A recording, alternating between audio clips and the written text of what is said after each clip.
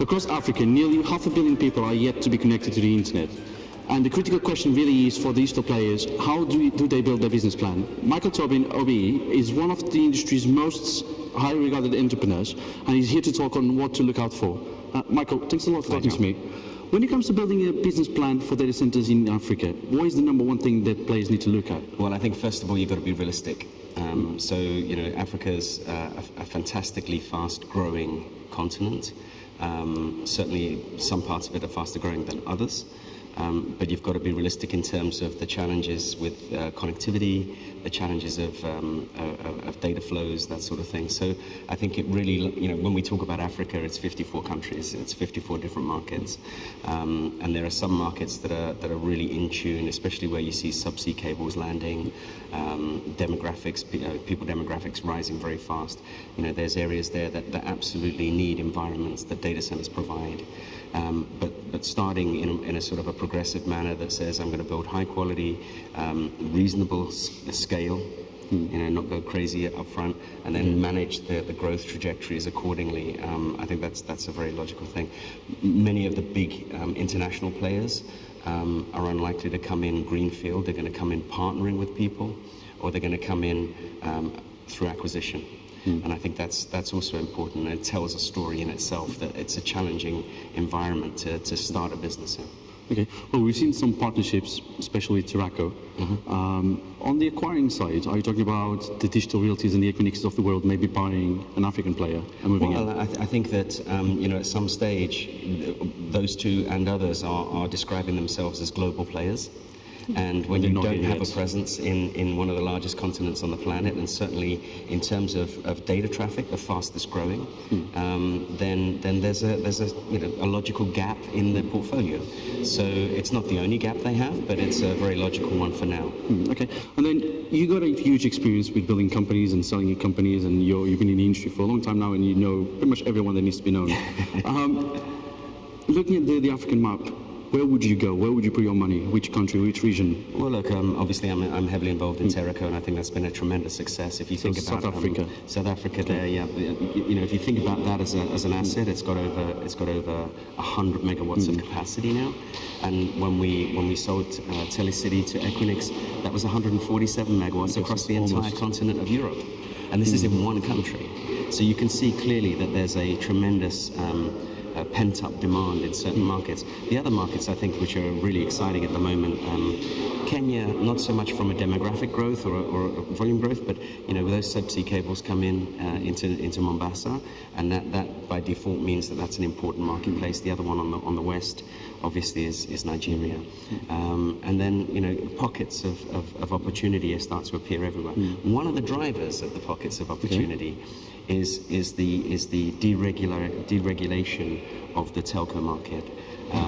If you have a dominant telco that is the incumbent and doesn't let other telcos in, it's very hard to create the virtuous communities that exist in data centers. Okay, and edge computing, because we've got to talk about that as well. This is a very developing continent. 1.2 billion people today, 3 to 4 billion by the end of this century. Where does edge computing come into this? Because in the keynotes this morning at Data Cloud Africa, we've heard that edge computing might be an opportunity, while in Europe or North America and Asia, we're talking about edge computing as the future. Yeah. What's your view of edge computing in Africa? Where's it going? Investors? Just give us an overall. Well, first of all, I mean, we've spoken many times about my opinions on edge, right? Yeah. So, you know, just because you have edge in your name doesn't necessarily mean you're dealing with edge. But ultimately, you know, what edge computing is a response to ever-increasing needs for incredibly low latency and response for data. So that means you're having sort of your large hyperscaler type facilities, then you've got your internet connecting facilities, and then you've almost got on every street corner a location that can really communicate with Internet of Things, driverless cars, and everything else that needs to have instant response.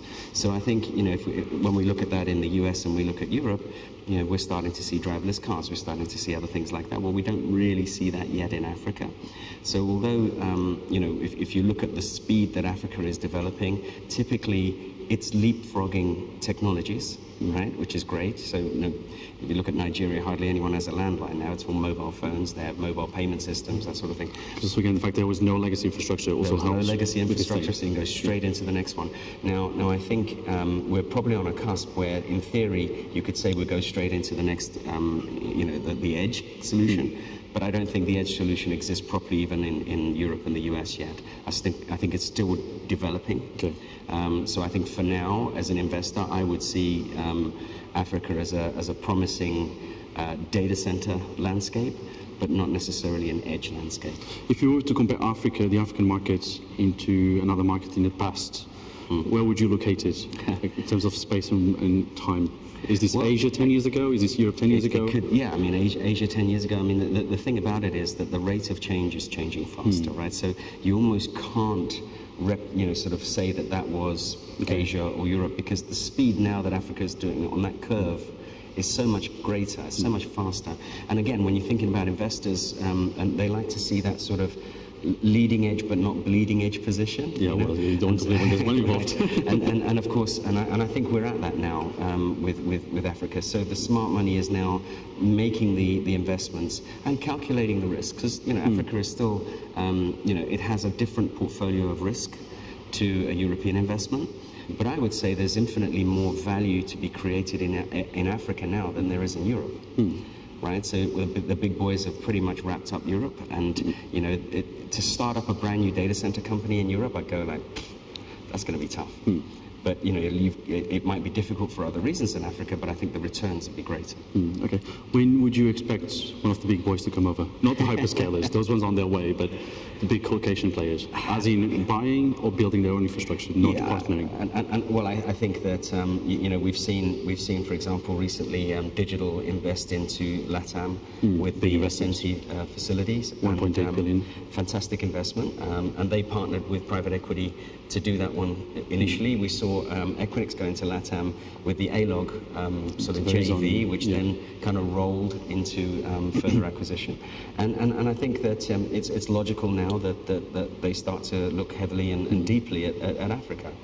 So the kind of the bridgehead historically has always been South Africa. That's your kind of first port of call into the continent. But I think there's a lot of opportunities out there, and so I don't think it'll be long at all. Okay, so is Tobacco one of the names on the table? Hey, look, for those big boys. The thing is that business is growing so fast. We as a company in Terraco feel that imagine if you sold that business, where would you take that money and reinvest it in a business that's growing so fast? You've got to think about that as well. So from our point of view, there's no real rush to exit that. It's just driving greater and greater returns every year. Okay, sounds good. And then looking to your personal work, you're quite a philanthropist, and you do a lot of charity work, you write books, you do a lot of things. What are you working on at the moment? Because a lot of people are interested to know what the big Michael Tobin is doing. That's very sweet of you. Well, right now I'm enjoying lovely Marrakesh in incredibly good hospitality from BroadGroup. But I think that I brought out my second book at the beginning of this year. Live, Prosper and Work? Live, Love, Work, Prosper, yeah. Okay. So it's all about how work-life integration is better than trying to balance it, because you'll fail at one or the other. But a lot of charity work. I work heavily with a number of charities that are involved in education and empowerment and welfare of children around the world. Do a lot of work in Asia, in particular in sort of India, Pakistan, Bangladesh. I do work in places like Rwanda as well with the Lumba Foundation. So for me, it's about giving back. I've been very lucky. I can't really say that everything that I've done is what got me here. It's everything that the people around me that worked with me did. It's building surround yourself with. It's fantastic, to have such great people, and here is another great example. People like Stefan, who now works with Liquid, ran my French operations. Lucas here ran my Italian operations, and all these people contribute in their own ways to a kind of an industry-wide success that we've seen. So for me, it's about giving back. It's about making time for people that that don't necessarily have the opportunities that we've been blessed with. When can we expect the Toby Foundation to be created? Very soon, actually. Okay. Yes, the Tobin Foundation is almost about to be launched, and we haven't even discussed about that. But yes, it is. It's very, very shortly to be launched, and again, very focused on youth empowerment and education. Digital focused, or so there'll be a lot of digital investment in that. So bringing educational programs using technology. You can do a lot more if you're super efficient with technology than you can just with good, willing people. I mean, it's important to have good, willing people, but if you can combine that with smart tech, then you get a lot more done. Okay, and then one final question about the event. Delgla 2018 in Africa for the first time ever. In 2019, in 12 months' time, what is the #1 challenge that you think we need to have fixed by then? Well, I mean, it's an interesting location, Marrakesh, because it's obviously what we're learning about today in the conference is that there's quite a difference between sub-Saharan Africa and North Africa, and in fact the North African data center community are almost more. They have a greater affinity almost to Southern Europe than they have to sub-Saharan Africa, and I think having it here has put a real spotlight on that smaller marketplace. But I think probably next year the numbers are going to absolutely grow, because this is a very, very hot topic. And I think probably having a location in sub-Saharan Africa would be a good thing as well. I think Ghana's a great location for these sorts of things. But also, the fact that you've broken it away from the Monaco event, that in itself is a big message to say that Because has some surprises coming to that one. Some surprises coming to that one. Okay. Okay, Michael, thanks a lot for talking to me again. Pleasure. Don't forget you can follow Data Economy on Facebook, LinkedIn and Twitter, and also visit the website on www.data-economy.com.